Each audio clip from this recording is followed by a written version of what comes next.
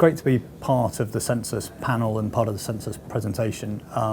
Unlike other panels, it's not just looking backwards at stats, it's taking a census of, I think it was 260 participants, a big chunk of that was occupiers as well, with a real look forward on business sentiment. So we're at a stage in the market where we all know it's had a tough time in the capital markets over the last 12 months, but what's the real picture, and what's the real picture with the underlying fundamentals for logistics? And it would seem that the census has got some quite clear picture that the underlying occupier market, vacancy rates, take-up rates, occupier sentiments are all positive. And I'm pleased to say that also matches our practical experience in terms of letting small buildings, the big committees from big corporates coming back for large new hubs in mainland Europe, but also in the UK.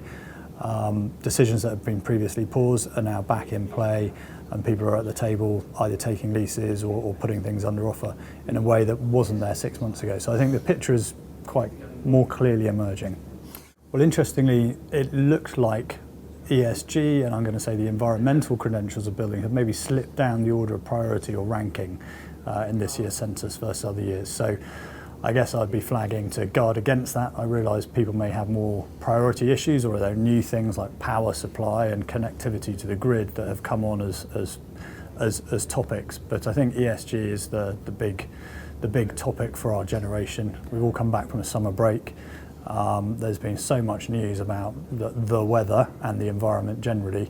If that isn't a very clear indication of what we should be doing to insulate our communities, our families, our businesses against that kind of environment, then I don't think there's a better time to be putting it right at number one. And with that, I think there's the embodied carbon, and then there's the operational carbon. And it's one of the things I've been talking about and trying to herald and champion for the last kind of 18 months since we really started to educate ourselves.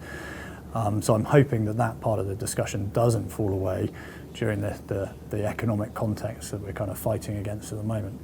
The other thing that I'd just like to kind of remind everyone is that this isn't like the GFC. That was an implosion of the banking crisis. This is very much a self-inflicted and controlled interest rate hiking cycle.